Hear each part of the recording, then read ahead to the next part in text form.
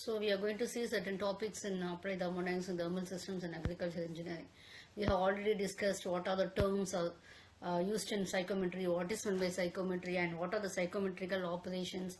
So how is the psychometric chart and everything else. Today we are going to see how the psychometry is being applied, chart is being applied in agriculture. You know very well, a psychometric chart has dBT lines and x-axis, and also relative humidity along the y-axis. We have WBT, okay, enthalpy lines and entropy lines, everything else. So with those, what we are going to do?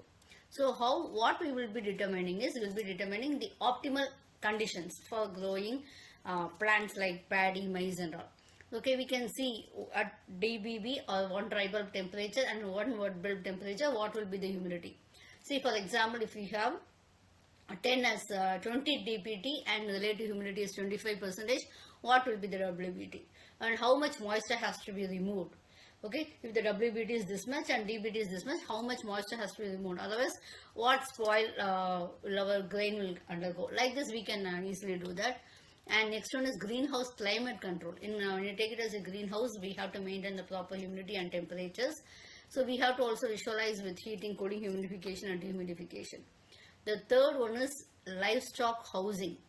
See, when you take it as a livestock, in the sense, we have to ensure that animal comfort and also health. We know very well the cost of animals. When you take it as your cows, everything is very high. Okay, when you take it as in developed countries, they try to maintain your proper temperature for this, okay, proper ventilations and everything. So if we are handling these dairy products that way, so we have to check the temperature and humidity, and so this will be mainly, this can help we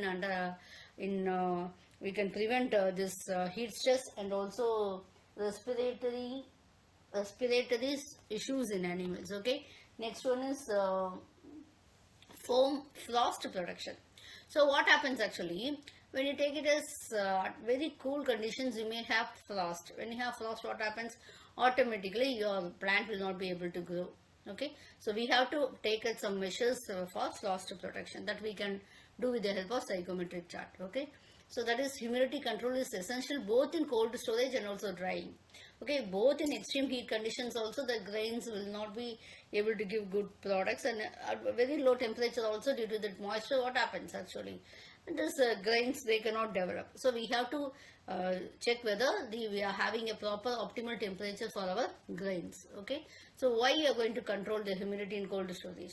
So what happens due to low relative humidity means it will be this will be drawing moisture from other products.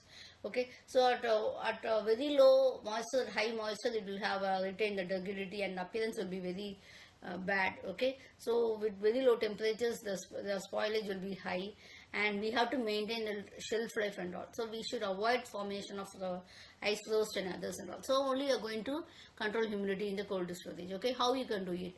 Okay, desiccant dehumidifiers used for moisture absorbing materials like silica gel. Everything else, it will be used for drying the air. Okay, so here traditional, and they condition the air in an airlock and all. Next one is refrigeration based dehumidifiers. So these draw air over the cold storage. So this moisture will be condensing and they will be draining away. So they are more common in chilled storage areas, etc. And next one is airflow management. So the proper airflow circulation is vital for distributing humidity evenly, and this can help in preventing the stagnated zones where condensation or higher moisture packets can form. Okay. Next one is infiltration control. This will be minimizing the entry of warm or moist outside air, etc. Okay. So and used for well sealed building vehicles. So this is very important. Thank you.